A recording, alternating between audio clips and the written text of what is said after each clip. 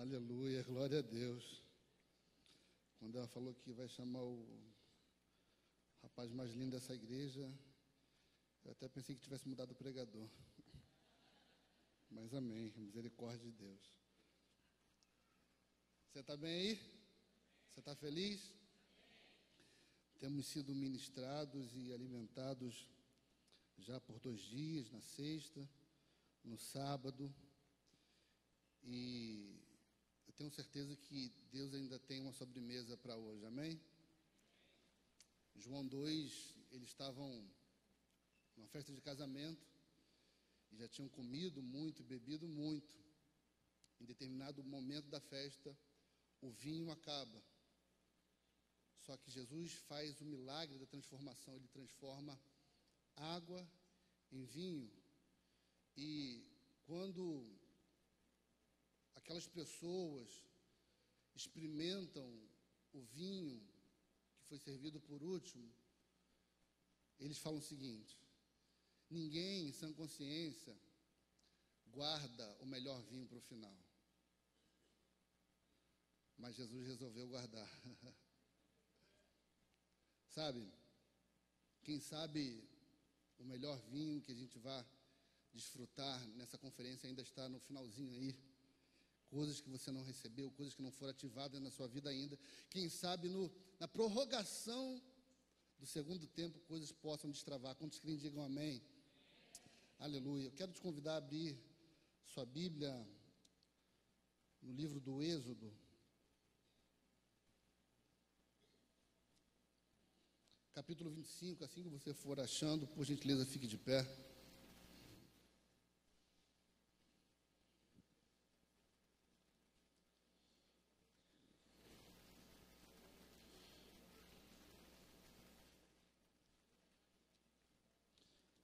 Êxodo, capítulo 25,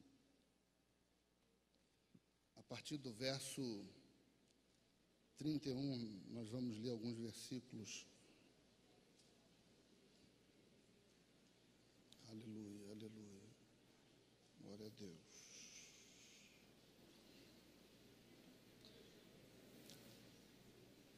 Você que achou Êxodo 25, diga: eu achei. A partir do verso 31, a versão que tem em mãos diz o seguinte: faça um candelabro de ouro puro e batido. O pedestal, a haste, as taças, as flores e os botões do candelabro formarão com ele uma só peça. 6 braços sairão do candelabro, 3 de um lado e 3 do outro.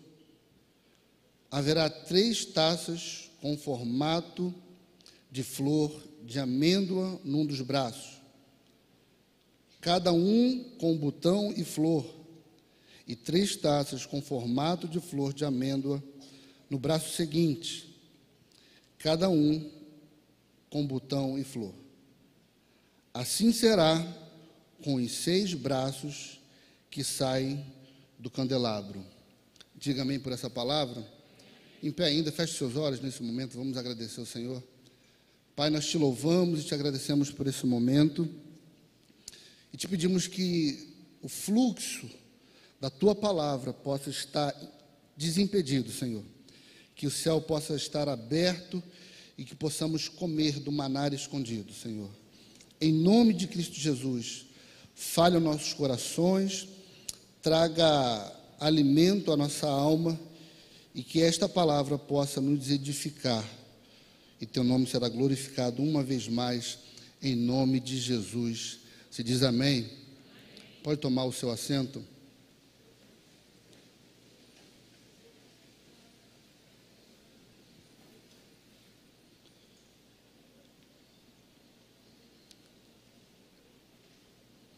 Queridos, Deus é um Deus muito detalhista, eu diria.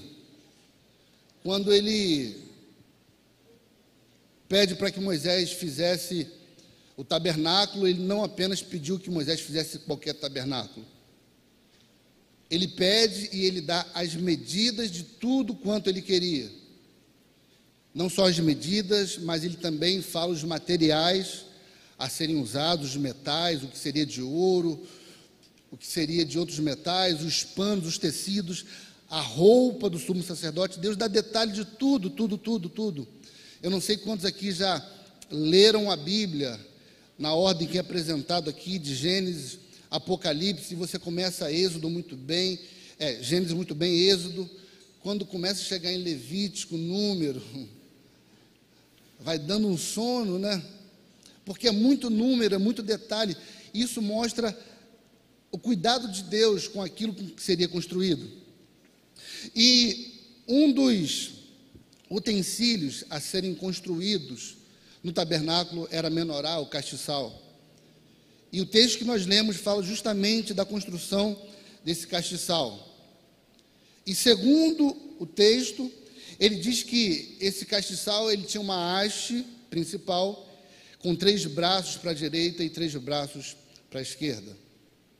E cada um desses braços tinham na sua ponta 3 folhas, na verdade de ouro, que representavam folhas de amêndoa, como lemos no texto. Então, quero que você pense comigo. De um lado eu tenho 3 braços, repita isso, 3 braços, com 3 folhas de amêndoa. Faça a conta, não é difícil. 3 vezes 3, quanto que dá? Então, de um lado eu tenho 9 folhas de amêndoa. Do outro lado, de igual forma, eu também tenho 9 folhas de amêndoa. E o candelabro, ele servia também para iluminar o templo. Entenda que nada do que está na Bíblia está por acaso. Nada do que está na Bíblia está sem uma utilidade. E o candelabro, ele tem muitos simbolismos dentro da Bíblia, dentro da teologia. Quem estuda sabe disso.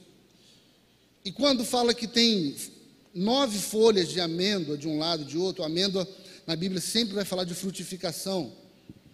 E o candelabro, além de iluminar com o fogo também é um símbolo do Espírito Santo. E você traçando uma linha da amêndoa com o fogo, você vai entender que isso tem a ver diretamente com o mover do Espírito Santo. E o que tem a ver o número 9 com o Espírito Santo? A Bíblia vai falar de 9 dons. Quantos dons? 9 dons. Eu quero começar a falar um pouco sobre dons. Eu fico feliz em ver uma geração agora que está se movendo nos dons. Uma geração, diga-se de passagem, jovem.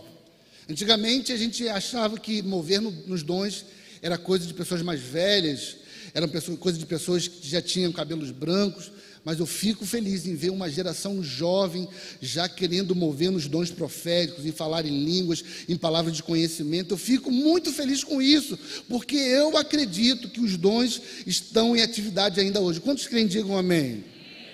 É o que eu acredito nisso, piamente, sabe, tem o Todd White, se eu não me engano, que é um grande evangelista, que ele evangeliza de uma forma assim única. Ele chega na rua curando os outros, palavra de conhecimento, sabe? Eu fico feliz que tem uma geração que tem caras como esse, como referência. Isso me alegra o coração de pessoas que estão buscando cada vez mais os dons no Senhor, dons de cura, dons de profecia, de línguas, de interpretação de língua. Como o meu coração se enche de alegria por ver jovens ainda muito novos se interessando por isso. Como o meu coração se enche de alegria. Existe uma veia teológica de pessoas que não acreditam que os dons estão em atividade ainda hoje. Eles acreditam que os dons existiram sim, mas apenas para o tempo bíblico. E na teologia a gente chama isso de cessacionismo, porque eles creem que os dons cessaram, e por isso o nome.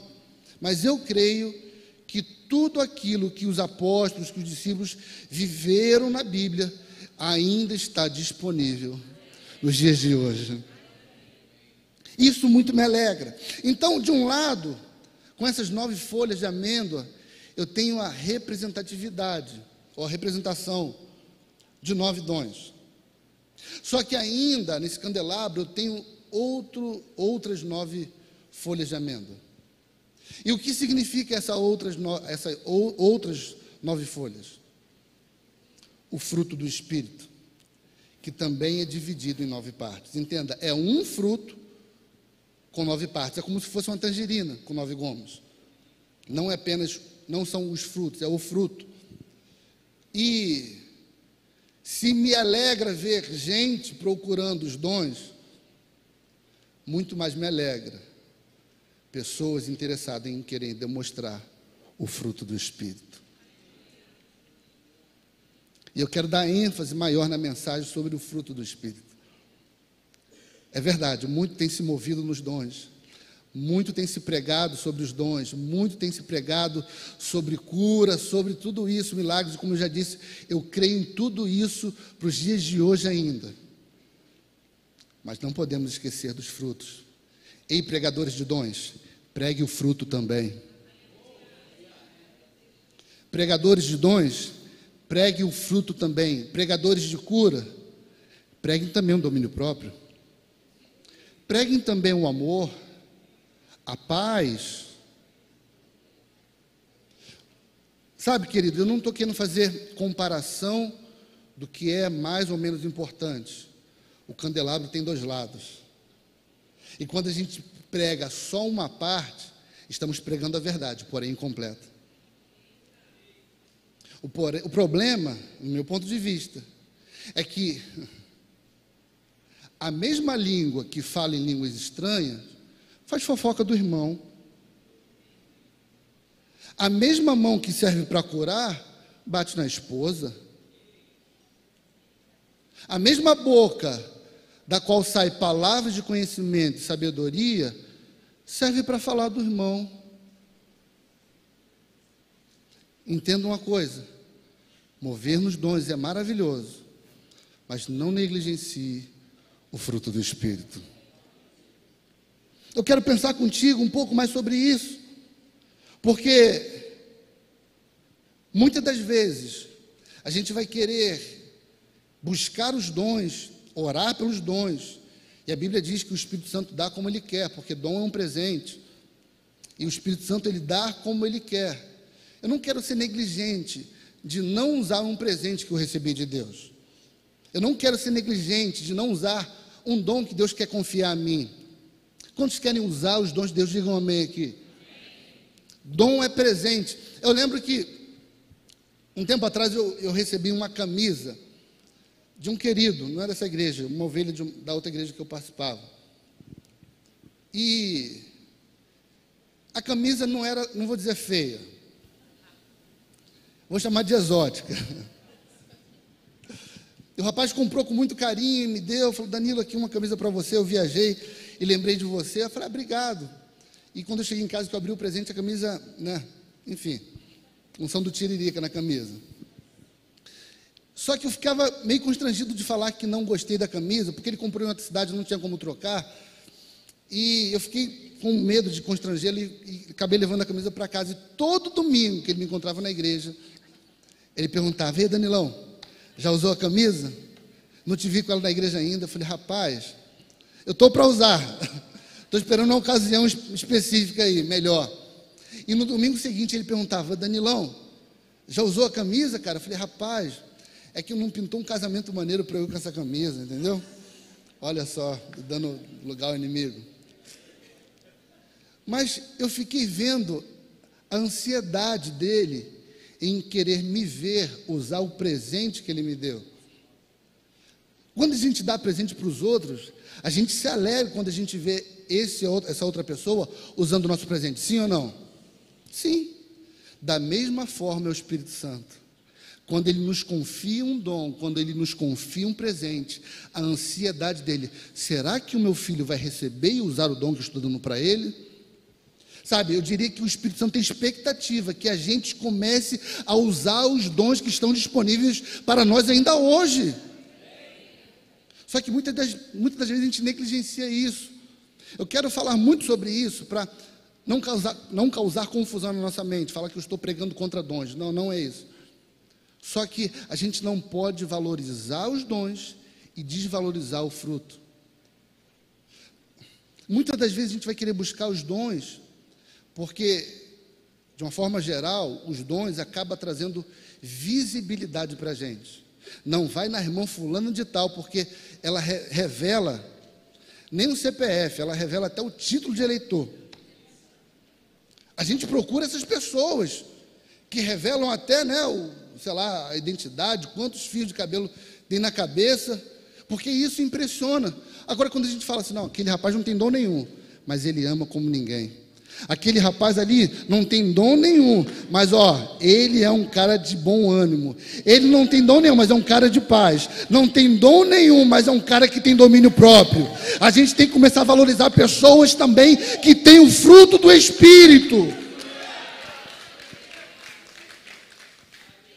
Muitas das vezes o que vai impressionar as pessoas, os homens, são os dons. Mas o que vai impressionar a Deus é o fruto do Espírito.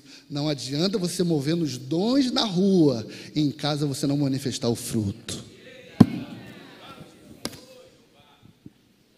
A gente procura os dons porque acaba impressionando os outros. Os dons é o manifestar externo, o fruto é o manifestar interno. Deixa eu te perguntar, como anda o seu domínio próprio?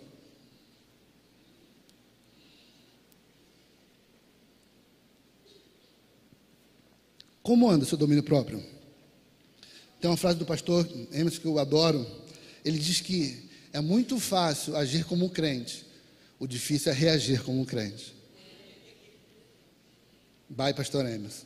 Dá o crédito para ele depois, quando for postar.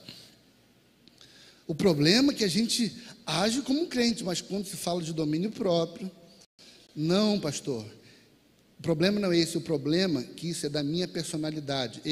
Isso é da personalidade do seu velho homem, porque o novo homem que nasceu em Deus, o novo homem que nasceu do Espírito, não pode ficar brigando com todo mundo, não pode ficar esquentando a cabeça com todo mundo, não pode querer responder na mesma moeda a todo mundo. Ou você tem ou você não tem o fruto do Espírito. Não, pastor, eu sou crente, mas não pisa no meu calo, não. Eu acho que você ainda não se converteu. Pastor, eu sou crente, faço parte do ministério, dou dízimo, tenho até a carteirinha de membro. Mas, não mexe com os meus, não. Porque eu dou um boi para não entrar na briga. Quantos já falaram isso aí? Sabe? A gente quer manifestar em tudo isso, mas o fruto do Espírito acaba não aflorando em nós. Entenda uma coisa, querido. Essas pessoas que dizem que, não, esse é meu jeito.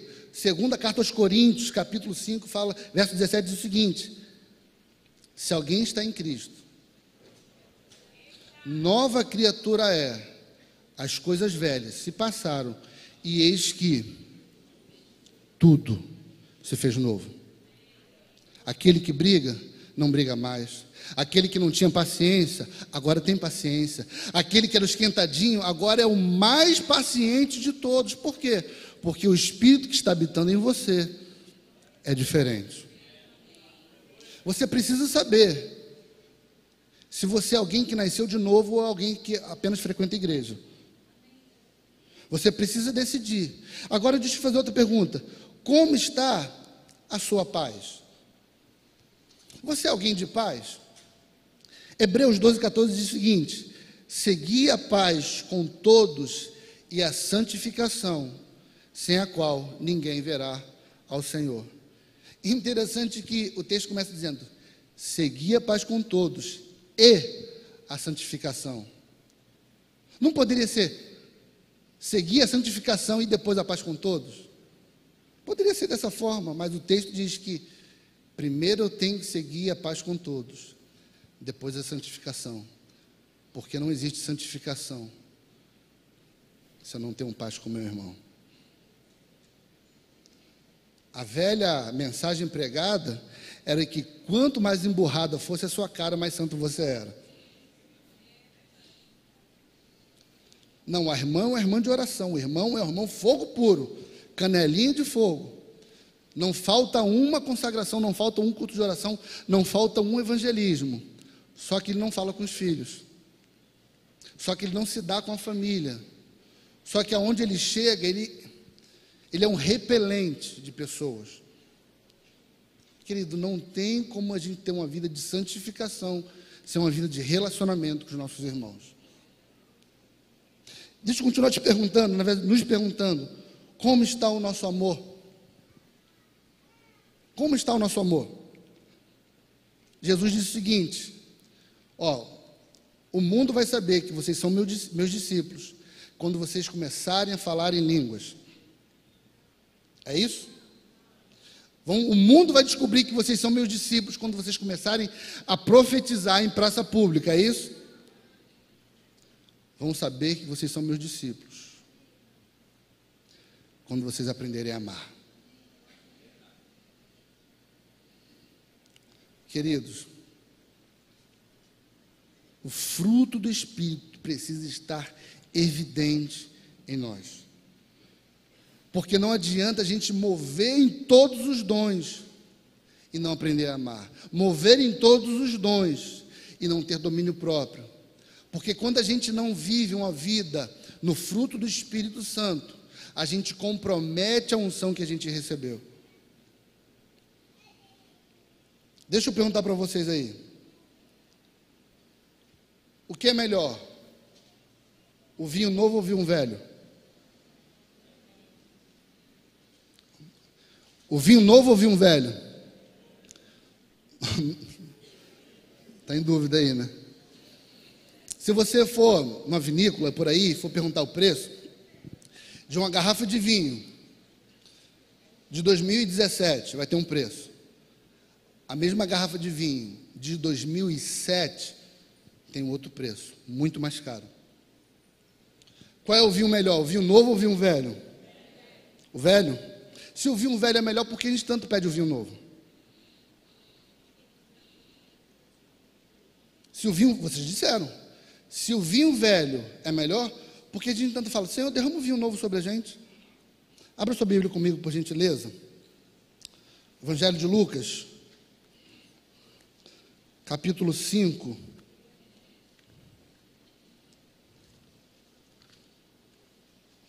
Lucas, capítulo 5, vamos ler a partir do verso 37.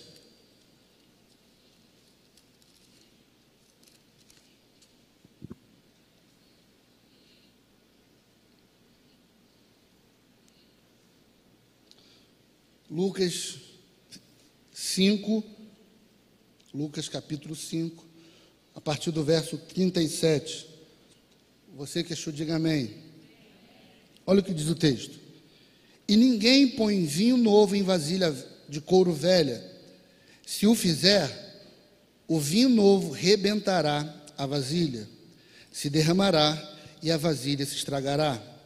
Ao contrário, vinho novo deve ser posto em vasilha ou odre novo. E ninguém, depois de beber o vinho velho, prefere o novo, pois diz, o vinho velho é melhor. Você já parou para analisar esse texto? Se o vinho velho, a Bíblia acabou de dizer, é melhor, por que a gente tanto pede o vinho novo? Primeiro, vamos entender o contexto do qual Jesus está falando sobre isso. Jesus está sendo perguntado a respeito do jejum. Ele começa dizendo que não se pega um remendo de pano novo para botar em uma roupa velha, porque fazendo isso, a gente perderá tanto o remendo novo quanto a roupa velha, porque não se ajustará, não se ajusta remendo novo em roupa velha. Ele continua dizendo, não se pega um vinho novo e coloca dentro de um odre velho, porque o vinho novo ainda tem muito que fermentar, muito que expandir, e esse odre velho já não tem mais para onde ir, porque ele já expandiu o seu máximo. Então, assim, colocando o vinho novo no odre velho, o odre vai se romper e você vai perder o odre e o vinho. O que Jesus queria dizer com isso? Jesus estava tentando ensinar para aqueles que o perguntavam o seguinte, que para que Deus derrame algo novo sobre alguém, primeiro precisa se mudar a estrutura. Primeiro precisa se mudar o recipiente. Jesus não veio quebrar a lei, mas ele veio trazer uma nova interpretação do que era a lei. Jesus não veio pregar a lei, mas ele veio pregar o reino de Deus, o reino dos céus. E Jesus estava dizendo, para que vocês entendam o reino do céu, o reino dos céus, vocês precisam primeiro mudar a estrutura da lei de vocês, porque vocês não vão conseguir compreender o reino do céu na estrutura da lei, na estrutura, sabe, dos dogmas da lei. Vocês não vão conseguir entender o céu em cima da religião, porque o céu, o reino do céu é muito mais do que a religião, é muito mais do que a lei, é muito mais do que as 613 leis de Moisés. O reino do céu não cabe dentro dessa estrutura. Então, para que vocês possam receber isso, vocês precisam mudar a sua estrutura. A Bíblia diz isso, Romanos 12, 2, que primeiro a gente tem que transformar a nossa mente, para depois experimentar qual é a boa, perfeita e agradável vontade de Deus. O problema é que a gente quer o novo de Deus, só que a gente não quer mudar a nossa estrutura. A gente quer o novo de Deus, mas não quer mudar a nossa estrutura. E Jesus falou o seguinte: não se pode botar esse vinho novo em cima de uma estrutura velha, para não perder o vinho, e também não perder o odre. Porque entenda uma coisa, querido, o céu é uma fonte inesgotável. Quantos creem, digam amém. Mas não é uma fonte de desperdício. É uma fonte inesgotável, não uma fonte irresponsável. Então o céu não trabalha com desperdício. Agora, quando alguém coloca vinho novo dentro de um odre novo, a intenção é que um dia, tanto o vinho quanto o odre, um dia envelheçam. Porque o vinho, quanto mais velho, melhor. Sabe por que a gente fica pedindo tanto vinho novo, tanto vinho novo, tanto vinho novo? Eu estou generalizando aqui, tem suas exceções. Mas, via de regra, a gente pede tanto vinho novo. Não é porque a gente tem mais sede de Deus, não é porque a gente quer ir mais longe ou mais profundo em Deus. É porque a gente negligenciou a integridade do vinho que já foi derramado uma vez em nós. São pessoas que, por quebrar a sua integridade, comprometem a unção que um dia recebeu. E é por isso que a gente tem que pedir um vinho novo. Mas o interesse de Deus é que toda vez que derramar vinho na gente, ou dentro de nós, que a gente preserve com o selo da integridade, com o selo da santidade, com o selo da fidelidade. Conferência é um bom lugar para se receber vinho. Só que o problema é que, depois de uma semana, a gente acaba comprometendo a integridade desse vinho que a gente recebeu. Pai, derrama mais em mim, derrama mais, faz, eu quero ir profundo, eu quero ir além, eu quero fazer acontecer. A gente vai em Deus, a gente mergulha, só que passa uma semana, a gente volta para a estrutura velha, do pecado, da mentira, da pornografia, de tudo aquilo que não agrada a Deus. E aí a gente começa a comprometer o vinho que deveria se tornar velho. Aí o que a gente tem que fazer? Senhor, derrama vinho novo. Quantos estão aí, diga amém. A gente tem que pedir vinho novo a Deus, porque a gente tem comprometido a integridade do vinho que um dia foi derramado sobre nós. A intenção da unção e dos dons derramados em nós é que a gente viva uma vida de santidade a ponto de preservar tudo aquilo que a gente tem recebido. Existem pessoas que eram para estar muito mais maduras em Deus. Existem pessoas que eram para estar voando em Deus, voando ministerialmente, voando também nos dons, mas não voam, não é porque Deus não quer, é porque você vive uma vida de infidelidade a Deus, comprometendo dia após dia tudo aquilo que Ele tem derramado contigo. Entenda bem, o céu é uma fonte inesgotável, não é uma fonte irresponsável. Se você não começa a tratar bem ou cuidar bem daquilo que Deus tem derramado sobre você, não espere mais. Não espere mais. Se você não leva a sério, se você não tem compromisso com as coisas que Deus tem confiado a você, não espere mais de Deus. Porque a Bíblia diz, quem consegue viver em fidelidade no pouco, ou seja, quem é fiel no pouco, sobre o muito será colocado. Agora, aquele que não é Jesus dizendo, até o que tem vai ser tirado. Não é que Deus não queira te abençoar, não é que Deus não queira fazer mais por você, é porque você não tem tido compromisso com aquilo que Ele já derramou sobre a sua vida. Por muito tempo na minha vida de juventude, eu falei: Senhor, eu tenho tantos anos de crente, ou pelo menos de igreja, frequentando a igreja. Na minha juventude eu fiz um cálculo uma vez. Se eu não tivesse me desviado, se eu não tivesse comprometido aquilo que o Senhor já derramou sobre mim, eu já estaria em outro lugar. Mas porque a minha atitude foi uma atitude de infidelidade a Deus, eu atrasei muito do plano de Deus na minha vida. Eu estou falando com alguém aqui? Desculpa, se o teu aleluia e teu glória a Deus não vai sair agora. Fica para o culto das 7, que eu tenho certeza que você vai poder soltar lá. Sabe, ao invés da gente ficar pedindo mais de Deus, a gente antes tem que ver qual é a integridade dos nossos odres. Será que a minha vida, ela permite que Deus possa derramar mais sobre mim? Será que a minha vida, será que o meu caráter permite que Deus possa derramar algo novo sobre mim? Ou será mais uma vez desperdiçado? Deixa eu fazer uma pergunta. O Espírito Santo, ele pode se aperfeiçoar? Sim ou não? Quanta dúvida, gente. É só sim ou não? O Espírito Santo, ele pode se aperfeiçoar, sim ou não? O Espírito Santo, ele pode ficar mais poderoso amanhã, sim ou não? O poder dele é o mesmo ontem, hoje, eternamente, amém? Abra sua Bíblia comigo, por gentileza, na segunda carta aos Coríntios, capítulo 12.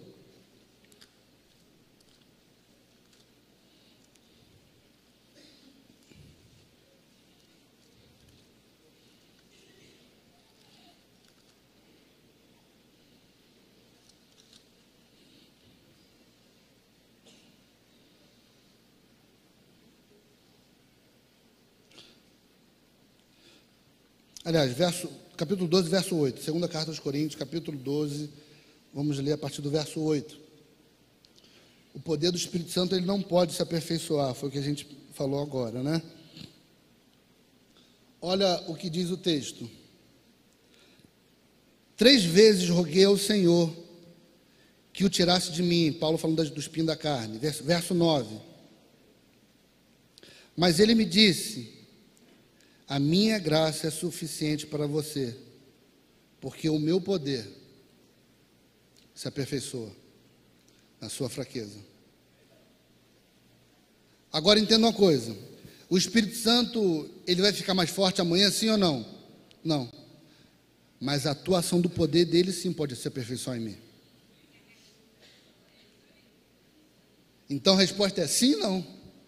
O poder do Espírito Santo se aperfeiçoa sim e não. No que diz a respeito só a ele, não. Mas no que diz respeito a mim, sim. Sabe qual é o interesse de Deus derramar vinho novo sobre a gente? Que a gente preserve esse vinho e que cada dia mais esse vinho venha se aperfeiçoar.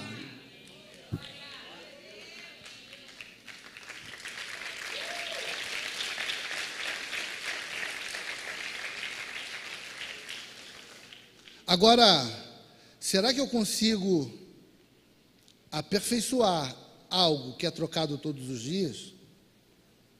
Imagine que a gente precise contratar aqui na igreja um funcionário. E esse funcionário entra novo, sem muita experiência. E eu falo: eu vou te ensinar, por exemplo, tocar teclado. Aí ele vem. Aí na primeira semana ele fica. Eu falo: não, sai, outro. Aí vem um outro, da mesma forma. Eu começo a ensinar ele uma semana. Na primeira semana, novamente, eu troco. E assim por diante. Será que eu vou conseguir ensinar e aperfeiçoar um novo tecladista para a igreja, sim ou não? Porque eu estou trocando toda hora. Da mesma forma, é a unção que Deus derrama sobre nós. Da mesma forma, é o vinho que Deus derrama sobre nós. Muitas das vezes, a gente não consegue aperfeiçoar aquilo que Deus nos deu, porque precisamos trocar. Porque a integridade do vinho foi comprometida. Se tem uma coisa, ou uma das coisas, que na Bíblia simboliza o pecado, é a sujeira. Se eu falasse para você, um exemplo, né? Aqui tem um copo de vinho, eu sei que ninguém bebe aqui, sei lá. Vamos pensar que ninguém bebe aqui, um exemplo. Você gosta muito de vinho, e ia falar, aqui tem um vinho, uma caneca de vinho de 15 anos atrás, caríssima. Essa caneca de vinho aqui, só a caneca, custou R$800. Oh, que legal, cara, deve ser muito saboroso esse vinho. Mas se eu pegasse um bando de poeira do chão e jogasse dentro da caneca e te oferecesse, você ia querer beber? Porque a integridade do vinho foi comprometida. Querido, não interessa o quanto Deus derramou sobre você. Se você não vive uma vida de santidade para sustentar aquilo que Deus derramou sobre você, o máximo que você vai fazer é barulho. Sabe por quê? Dom sem fruto é barulho. Tem muitas pessoas que se gabam do que fazem, muitas pessoas se gabam dos milagres que Deus realiza. Querido, a glória continua sendo de Deus.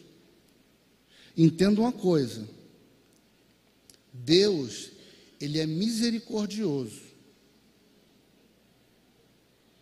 Não confunda a misericórdia de Deus com a sua aprovação. Vou continuar fazendo as minhas coisas escondidas, até porque nada aconteceu. Vou continuar vivendo a vida mascarada, até porque os dons continuam fluindo. Vou continuar fazendo tudo às escondidas, até porque quando eu oro as coisas ainda acontecem. Tinha uma galera que vivia dessa forma na Bíblia. E falaram para Jesus, ó, vamos fechar as contas aqui. No teu nome eu fiz, aconteci, levantei aleijado, fiz cego enxergar. Jesus falou assim, tudo verdade, mas apartai-vos de mim, porque eu não vos conheço. Toda vez que a Bíblia fala sobre conhecer, ela quer falar sobre intimidade. Por exemplo, Sara e Abraão. Então o texto diz, então Abraão conheceu Sara, o quê? Tiveram relações íntimas. Então Eucana conheceu Ana, conheceu de saber quem é não, eles tiveram relação íntima. Então quando Jesus fala, eu não vos conheço, ele está dizendo, você fez até no meu nome, mas nunca tivemos relação íntima.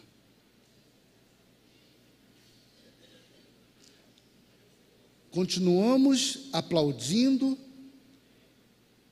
aqueles que manifestam dons, isso é bom.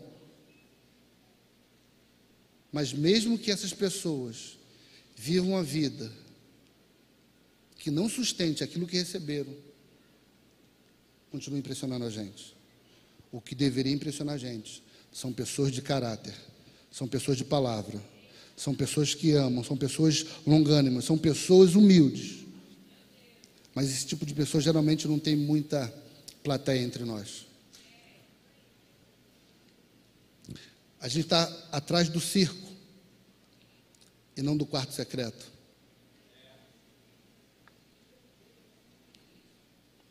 Eu estou sendo claro que eu não estou pregando contra dons aqui, amém? Eu só estou pregando a favor de vermos uma vida cheia do fruto do Espírito Santo. Deixa eu te falar uma coisa, querido. Tudo que Deus tem derramado nos nossos dias, não deixa que se perca por conta da vida de pecado. Não deixa que se perca por conta de uma vida de mentira. Não deixe que se perca por conta de uma vida com falta de domínio próprio, com falta de paciência, com falta de amor, com falta de benignidade. Não deixe que se perca. Não deixe que se perca. Deus quer derramar mais e mais sobre mim, sobre você. Mas precisamos ser fiéis àquilo que Deus tem derramado sobre a gente.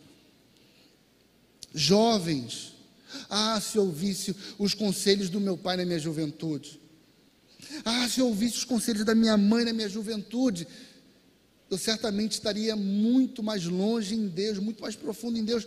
É porque eu atrasei os planos de Deus na minha vida. Eu atrasei os planos, o cumprimento de Deus na minha vida. Quem sabe você é alguém que já recebeu muito de Deus. Quem sabe você é alguém que já fluiu muito em Deus, mas por conta do pecado, por conta de alguma brecha na sua vida, você comprometeu tudo aquilo que Deus derramou sobre você. Quem sabe se você olhar para dentro de si hoje e comparar com o seu passado, se você não tivesse tomado rotas erradas na sua vida, quem sabe hoje você estaria em um lugar diferente. Quem sabe o seu casamento estaria em um lugar diferente hoje.